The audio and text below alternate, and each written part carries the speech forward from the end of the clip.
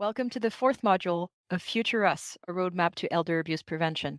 My name is Benedict Shufflin. I am the Executive Director of the Canadian Network for the Prevention of Elder Abuse. On March 24th, 2022, CNPA released Future Us, a roadmap to elder abuse prevention. You can access it at futureus.cnpa.ca in French and in English. We kicked off a series of 5 modules hosted by the National Initiative for the Care of the Elderly with an overview of Future Us. Today, it is my pleasure to welcome Laura Tamblyn-Watts, President and CEO of CanAge, who will elaborate on the policy component of Future Us. This module will highlight priorities and opportunities in policy for addressing elder abuse. We hope you will watch our full series addressing research, practice, and the law to address elder abuse in Canada. It is now my pleasure to pass the mic to Laura Tamblyn-Watts. Thanks so much, Benedict. It's a real pleasure to talk to you today a little bit about how policymakers can make substantive change around this roadmap.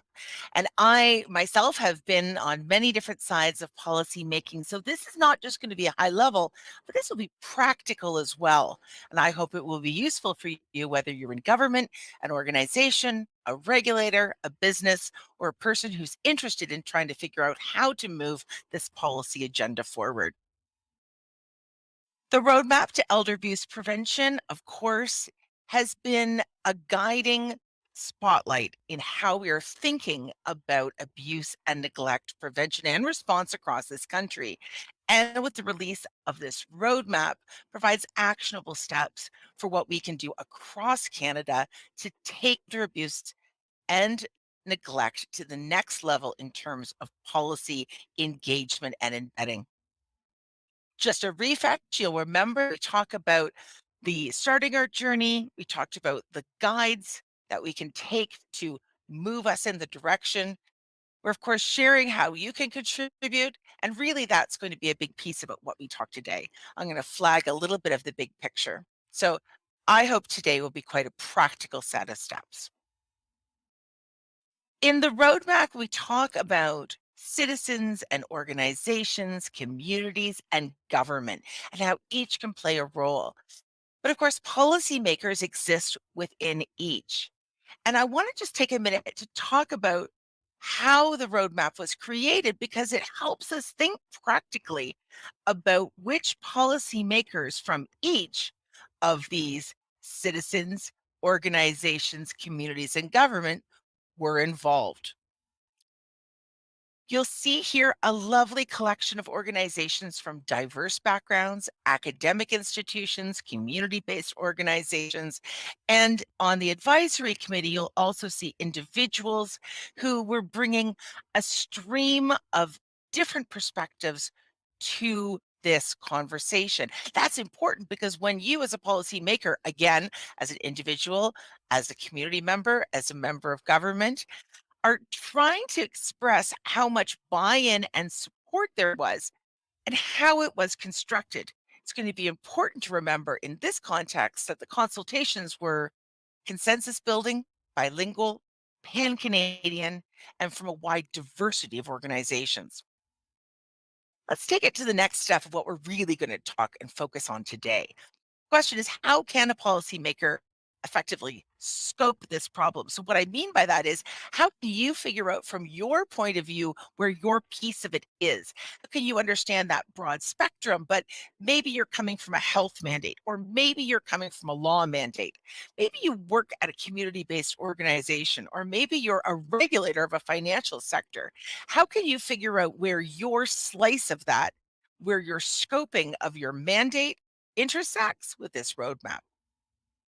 We're going to talk a little bit about integrating into existing priorities and some skills around trying to make sure that you have thought through, again, what your mandate and your priorities already are, so that you can come to this conversation from an asset point of view, which means you already know what you've got and you already know where you're supposed to get to. You could feed this work into that without trying to create an entirely new mandate or an entirely new strategy. And building on that, we're going to be looking at some ways in which you can identify opportunities and get some wins We all know that in the world of policy, you can have very long term goals, and those sometimes can take a decade or more. But there are also some ripe opportunities right now that if you can make the connection between the work that you're already doing and that for which your strategic plan or your mandate has called out for, you may be able to adopt some of those pieces early on into that. So we'll talk a little bit about how to landscape those opportunities and plan out together what some of those wins are. Policy is a big word. It can mean a lot of things to a lot of different people. So I wanted to take a minute by talking about who I'm thinking about when I'm thinking of policymaker. Yes, of course, it can be a government person, but it can also be someone from a professional association. It could be somebody from a regulator or a person who's running a company or even a series of companies. It's a person who could be running a not for profit or civil society organization.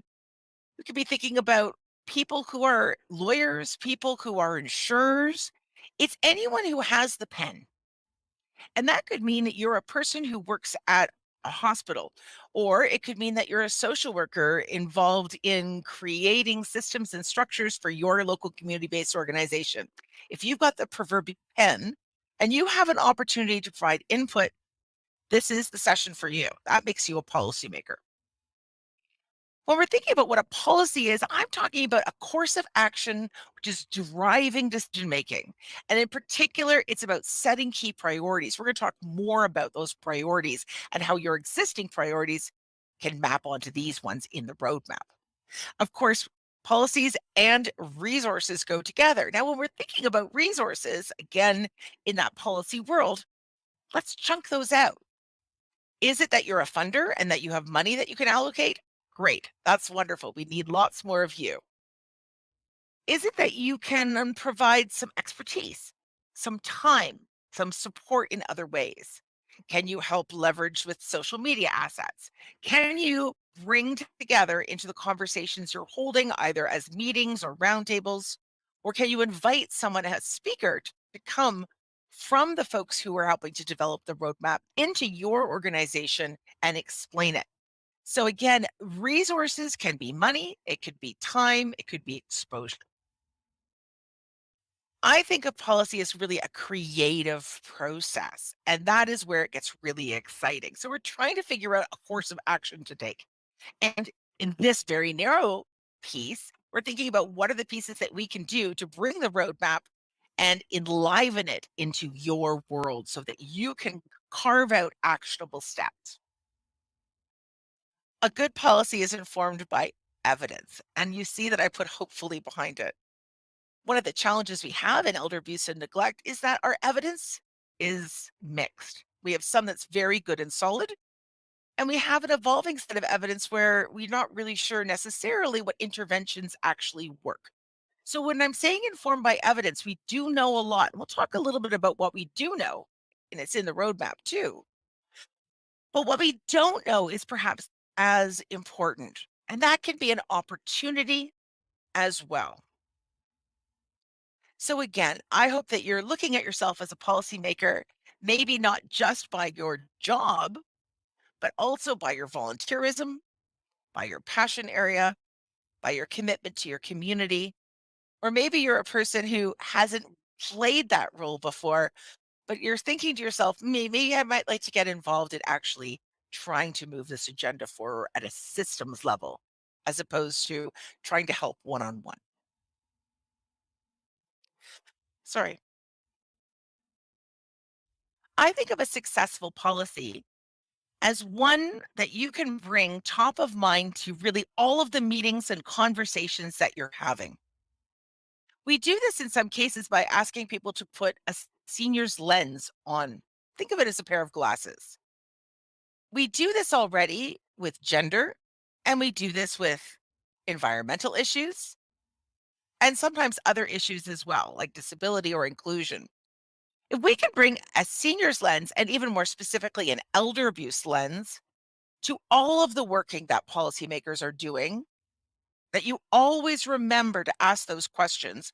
How is it that what I'm doing right now is going to affect older people? How is it that whatever I am thinking about bringing forward right now will affect vulnerable people or people who may be already in an abusive situation? How will the work that I am doing on an everyday basis make space for a victim, help an abuser turn their lives around?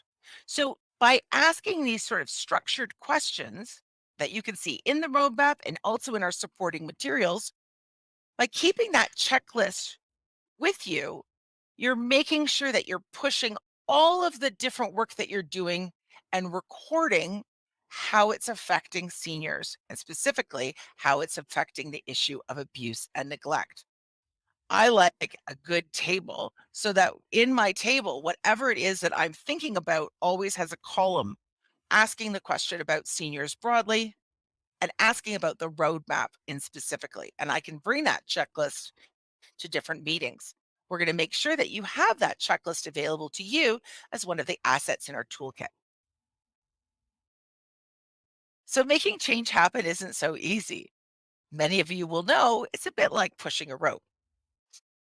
Every day, and in this place, I'll talk about decision makers. Decision makers wake up and they have an enormous amount on their plate, a lot of competing priorities. Right now, if you were in the federal government, as an example, you'd be thinking about the environmental impact, your economy, that business deal that you have with another country, whether or not you can make sure that your military is ready if there's going to be a war that comes on, you name it. There's a lot going on.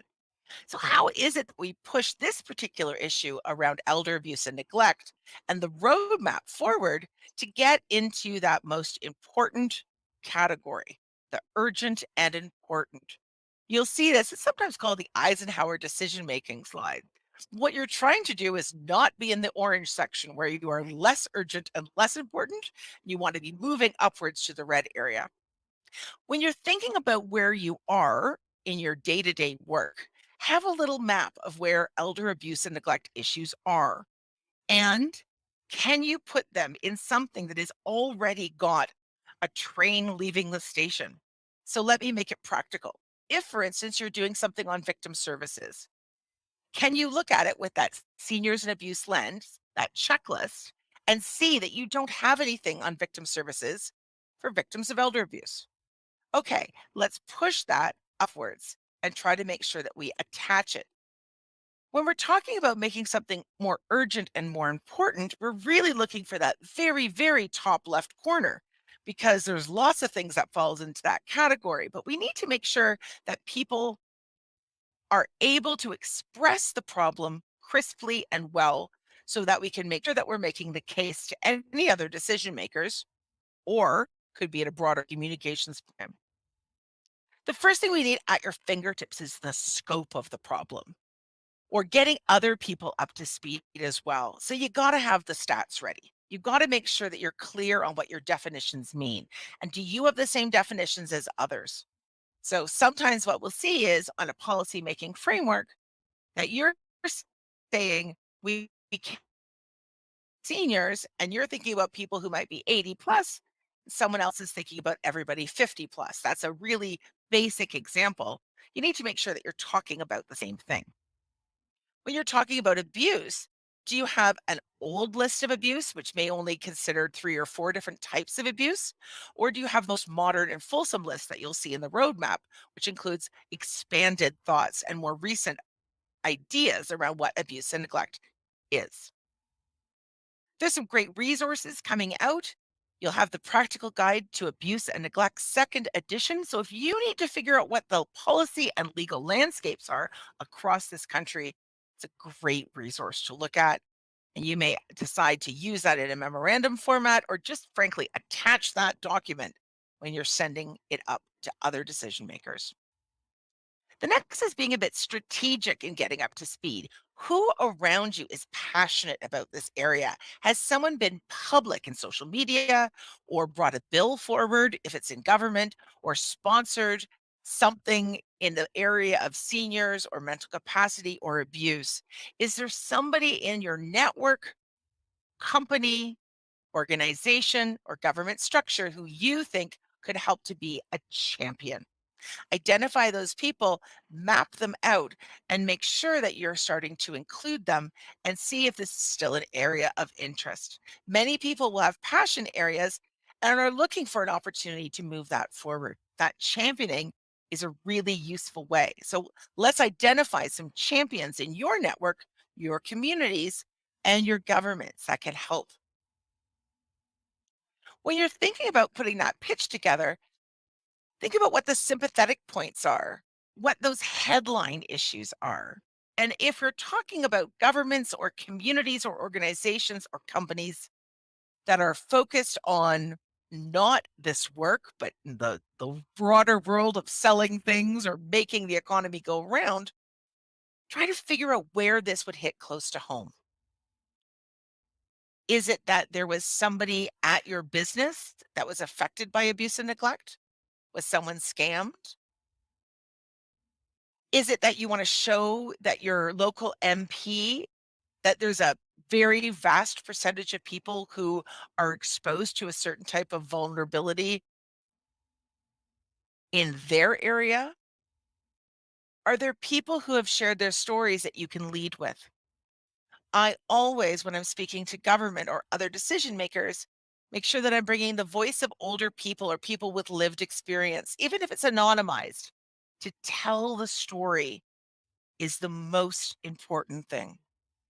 Policymakers wake up and have to figure out the way into other people who are decision makers if you are not the only person that gets to decide. And in doing so, think about who that is and what is most compelling to them. Help make sure that when you're looking at those facts and figures that you can tell a story quickly. Here's an example on ageism. So you'll see on the one side, we talk about definition of ageism is, and then a quick infographic with some facts about ageism in Canada. They've got some other click links that you can provide to policymakers and other decision makers that they can get more information. I always recommend having something like one slide that talks about the problem, one slide about the ask, and one slide about the impact. And really, that should be all that you need. Here's another example on prevalence. So it's a bit shocking. We could talk about the fact that people have experienced abuse in the last year. We could talk about the risk factors for abuse, and we could talk about who it was. Each of these is a way in terms of policy. If we're talking about people who are concerned because of risk, we can look at mental health professionals and the world of mental health because we're talking about depression. If we're talking about abuse as a child or youth or an adult, now we have allies in the field. We want to make sure that we're bringing in a life course perspective to abuse, and there are allies there. We're looking at somebody who's financially dependent on you. Let's talk about financial literacy. Let's talk about other ways to protect ourselves. Let's talk about legal ways like powers of attorney that we might use or alliances with financial institutions. And we have a gender based analysis who's part of this as well. In the last section, we talk about spouses, family members, friends, and neighbors. That is shocking. Most people are really set back when they are perceiving that the people who would ordinarily be closest to them are also the most likely to be abusers. So that brings in the understandings of different communities. That brings in a different opportunity for self reflection around cultural or religious groups. Where do those folks come together? That there may be a policy that supports an improved roadmap. So, as an example, we've been working with different faith based community and ethnocultural communities to be policymakers. They would not necessarily think of themselves as policymakers, but if they're able to preach or share information and say, you are a shared group, these are a shared set of concerns, we think that this is important and we're going to then espouse it, then that's a big impact for people. So, again, don't forget that you may be a policymaker in a number of different aspects of your life, or that you may be a policymaker in one part of your life and have influence to others as well. Here's another example. You might be talking about the current state of direct services in abuse and neglect. And this could be a very short conversation because we know that there are so few. So, again, having some comparative data by telling folks, you know what, there really isn't anyone specifically to call that can help in all of these areas. And that the way that we are responding to them now is the most expensive way. People have no idea what they're going to get if they're trying to reach out. Will they get a police officer? If you call 911, will the fire trucks show up? You end up with a mental health response. It's very unclear. And lack of clarity means too many responders not knowing what to do or whose job it is. So, an economic analysis is really important wherever we can. The last piece you might think about is making sure that you go into the conversation about risk management and risk analysis, a big point of governance for any organization. We know that people are not turning their minds from a governance point of view about what are the risks to the organization as well as to the individual. What is it going to mean in terms of liability or insurance? Find out what your audience is and what your audience is most concerned with. I may not bring, for instance, some emotional stories of people who've suffered abuse and neglect at the Treasury Department, but I would sure show them how an integrated system response is going to be more cost effective and require less downflow acute services. Know your audience and make sure that you are shaping that audience to this part of the roadmap. We need your policy pathways to include elder abuse, and that's going to mean things like finding those internal champions and making sure that the change management is on board, making sure that we're also talking about the different factors that we can map out within our organization that can integrate into it. Here's some practicalities. A couple of different strategies you could try. The first is what I call the motherhood and apple pie approach. You can try to get your organization, your government, your business to have a formal position against elder abuse. And why I say it's motherhood and apple pie is it's really hard to imagine somebody is for it, right? No one is going to say, yes, I think elder abuse is a good thing, right? It's not really a debatable issue. So getting someone to stand up and say, we are against elder abuse isn't very risky for them. In fact, it can be a nice political win. See if you can't then leverage that formal position around things like announceables. We've got World Elder Abuse Awareness Day, there's Seniors Day, there's Seniors Month, there's all kinds of community days, there's different organizations of older people or intergenerational communities. And you may have an opportunity for someone to say, we're going to give some money, we're going to announce a win, we're going to share that we are now buying in corporately, organizationally, or from a government perspective against elder abuse. So, motherhood and apple pie. You can also expand and include. So, have a look at a very practical level. Have you surveyed your existing processes and priorities? So, let's have a look and see that you've got a strategic plan that's talking about a particular mandate. You are, for instance, going to ensure that you've got diversity, equity, and inclusion as part of your policies. Have a look at your diversity, equity, and inclusion policy. Is there something about age? Is there something about abuse? Can you add the word elder in front of a long list of other abuses that aren't allowed? Can you talk about discrimination and add the word age into the other forms of discrimination that are not allowed? Have you looked to see where, in a government level, mandates exist and try to find a way in? So, this is what I call the vertical and the horizontal. So, you can go in vertically and say, we're going to talk about abuse and maybe expand that from child and youth abuse and intimate partner abuse and domestic violence to include elder abuse. So, we're coming in vertically on that. We can also look horizontally.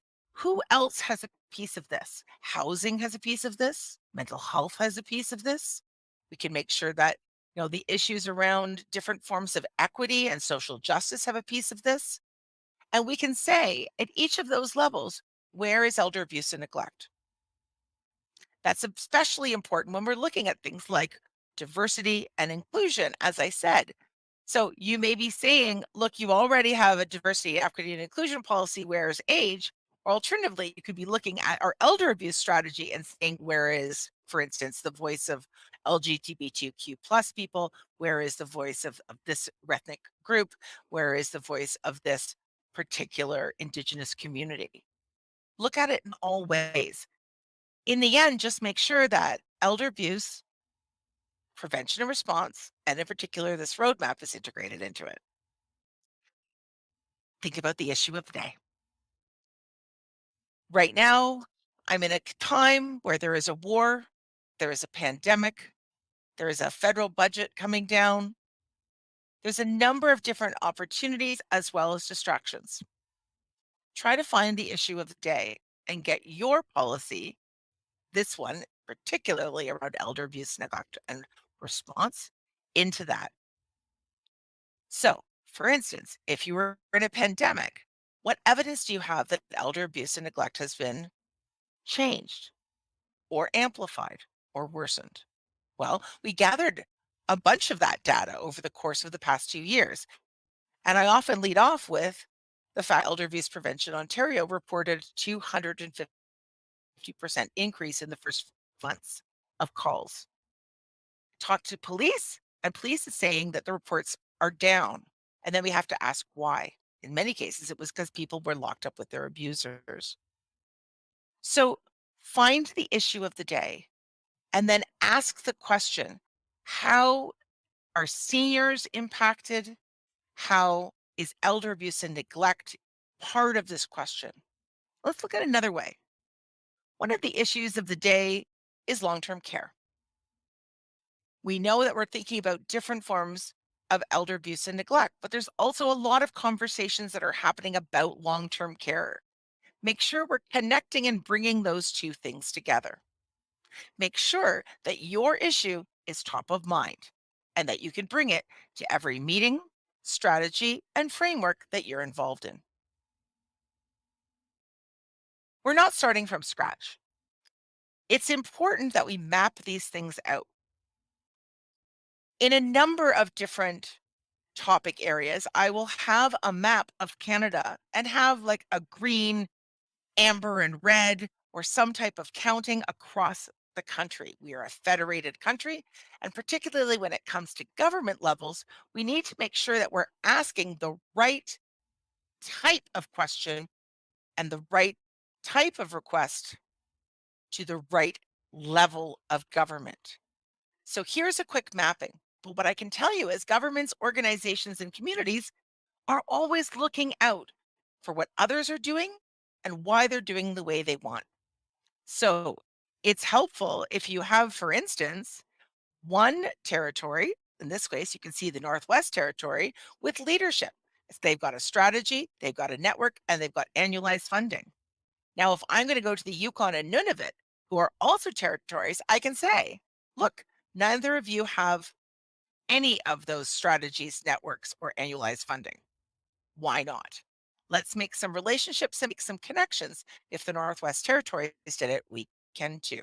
Let's come from an asset support and a little bit of pressure to make sure that our friendly competition is in place. Then you can make those personal connections. Who do you know at the Northwest Territories that was actively involved in these pieces? And can you get them to be a champion for you in the other similar jurisdictions? Cost is key. And fundamentally, when you're getting down and out of the persuasive hearts and hands arguments to the actual paying for something, we really do need to understand what kind of investment we're asking for and have that costed out. You can see here that we've got a number, $9.5 million in annualized funding. So when you're going into a meeting, make sure you're leading after your hellos and why you're there with your ask. I am here to say that we are needing $8.5 million in annualized funding, which includes a $3 million core funding for the Canadian Network for the Prevention of Elder Abuse and $6.5 million for incentives to provincial and territory governments, and go from there. Because when you're meeting with decision makers, you've got to get yourself up to that urgent and important, and they can't wait to the end to figure out when they're listening to your words, when is the other shoe going to drop? Lead with what it is you're looking for and then convince them why that's important. Start from where you are. I'm not saying you need to go and create a whole new strategy. Open up your government's mandate letter, your organization's principles and priorities. Make sure that you look at the values and the vision of the organization you're with. Have a look at your business and see if your diversity, equity, and inclusion covers this. Are you looking at child support because you need intergenerational supports? Start from where you are. You don't all need to be experts in this area to understand how important it is. But this roadmap will bring you up to a place in a space and give you the tools to move the policy needle forward. So, what's on the wish list? We would like organizations, governments, regulators, and so forth to endorse the Future of Us roadmap. If you endorse it, again, motherhood and apple pie, you can say that it's important. You can get a quote from them. You can use those quotes to help in your persuasion of your next level of policy movement. So if you lead off with endorsements from organizations that are going to be key stakeholders to the one you're talking to, that really helps. So endorse, adopt. We talk about a policy lens for elder abuse and seniors, then a checklist, a review, make sure that you're looking through those lenses when you're doing any of your work. So that's integrating this roadmap into the work that you are already doing. We know we need some investment. Now, remember, investment isn't just that $9.5 million from the federal government and other amounts of money from provincial and territorial governments or municipal governments. It means time and attention. It means hearts and minds. It means that somebody has the ability to host an event and somebody else has the ability to fund it.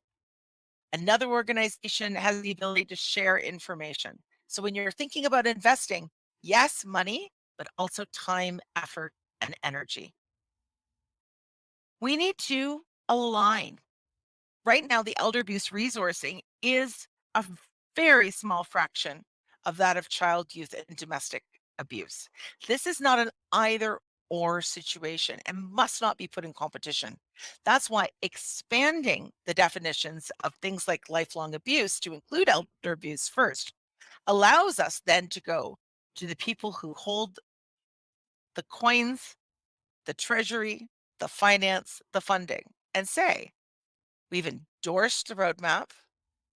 We've been reviewing our work with the policy lens. We've highlighted areas that we think are concerning. We believe that there should be investments in that expansion, and that investment shouldn't just be minimal. It should be aligned to the similar resourcing of child, youth, and domestic abuse as a marker. And integrate. So this is where you do that really deep horizontal. Make sure that everywhere you go, top of mind, you're bringing this with you. It's always in your briefcase. So make sure that you put elder abuse and neglect into proactively mandate letters, diversity, equity, inclusion, HR policies, strategic plans, principles of equality. Take it with you and integrate it everywhere. Governments are partners and they do have an important role to play. But again, division of powers, we need to make sure we're asking the right things from the right level of government. Nothing stops a meeting faster than asking a federal government to do something that's provincial jurisdiction or asking a municipal government to bring down a big tax levy that is outside of their ability to do so. So here are a few examples of government as partners with a role to play.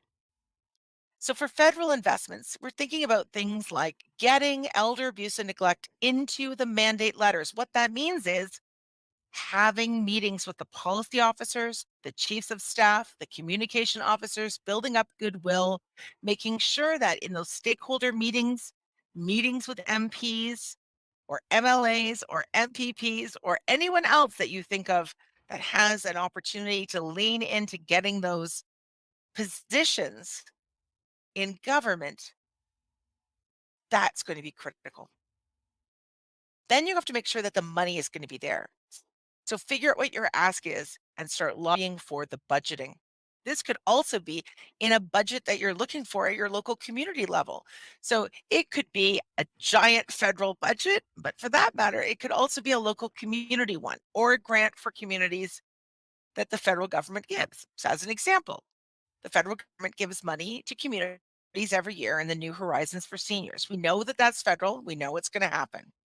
One of the ways he can do is push to have elder abuse as one of the areas of encouragement so that when they're going to be thinking about who they should fund, that's one of the key priority areas. So integrating those opportunities for this roadmap into those places and spaces allows for a shift, a change, an advancement without a lot of effort.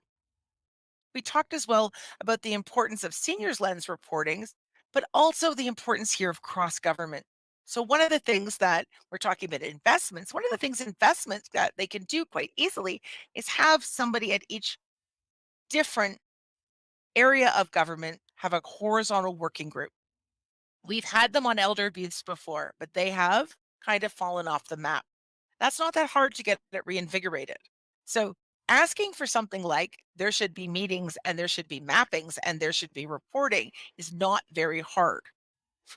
It's much easier than saying, I want to have $10 million. Dollars. Make sure that you're asking the federal government for communication support. They can do that in house and they reach a vast number of people. Ask them to get going on information gathering and data collection, StatsCan and others.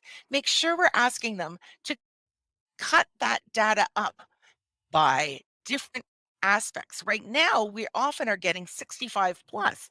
We're not getting discrete data about things like younger people who are 65 to 70 versus older people who may be 90 to 95. So get your specific requests in there as well. And those can be things, again, that have huge impact but don't cost a lot of money. There's also some federal areas that make a big difference. Justice, particularly when we're thinking about elder abuse and the intersection of the criminal code. Public safety, which is policing, making sure public health and the Public Health Agency of Canada's mandate around elder abuse and neglect as a public health issue is integrated.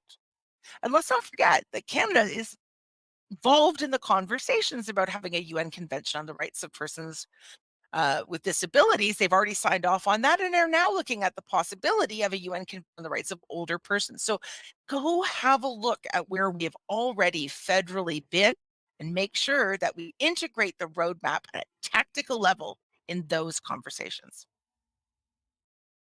With provincial and territorial investments, real keen requests to support local networks. That is so fundamental to that. Again, that seniors lens reporting is very helpful.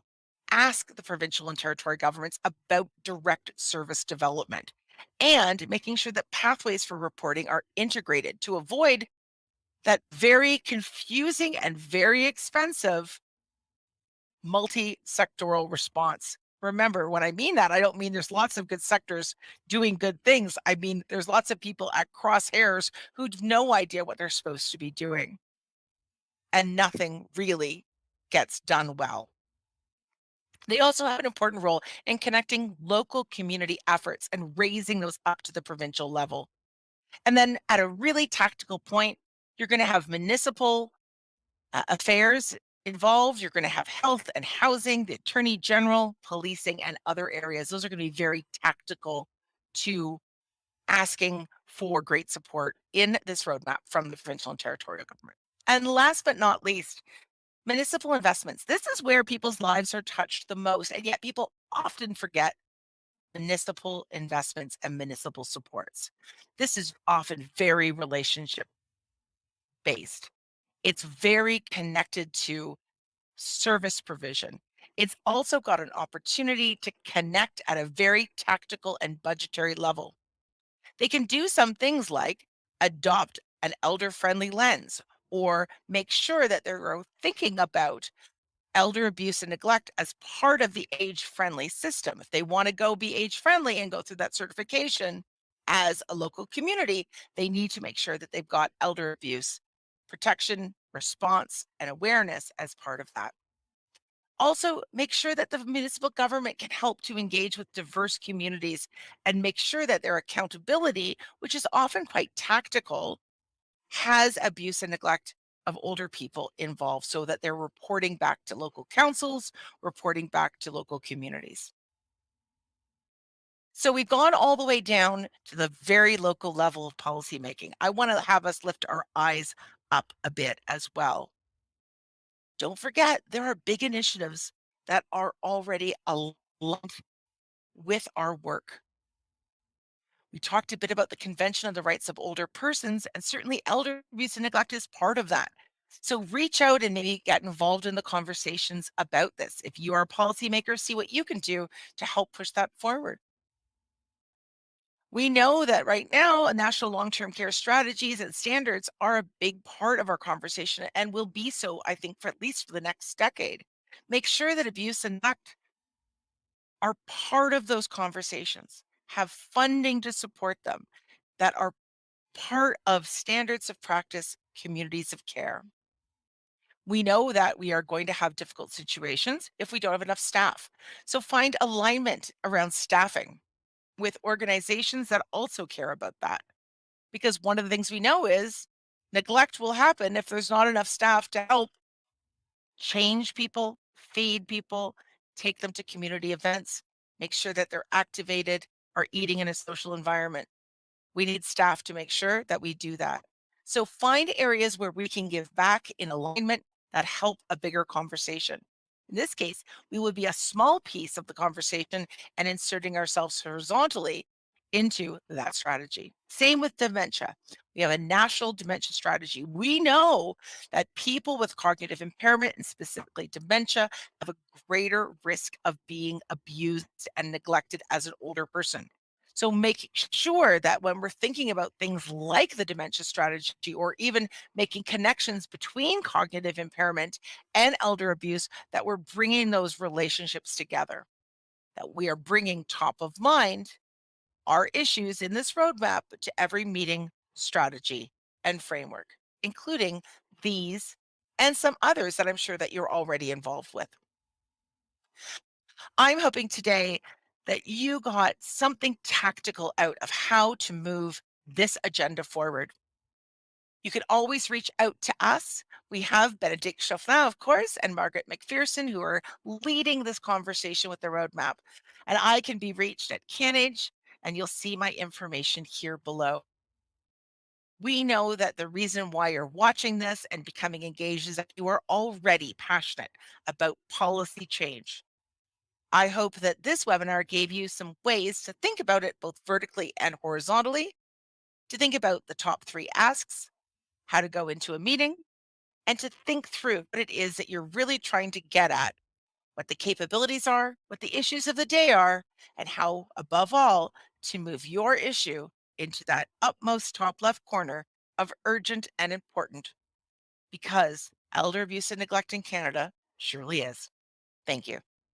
Thank you so much, Laura.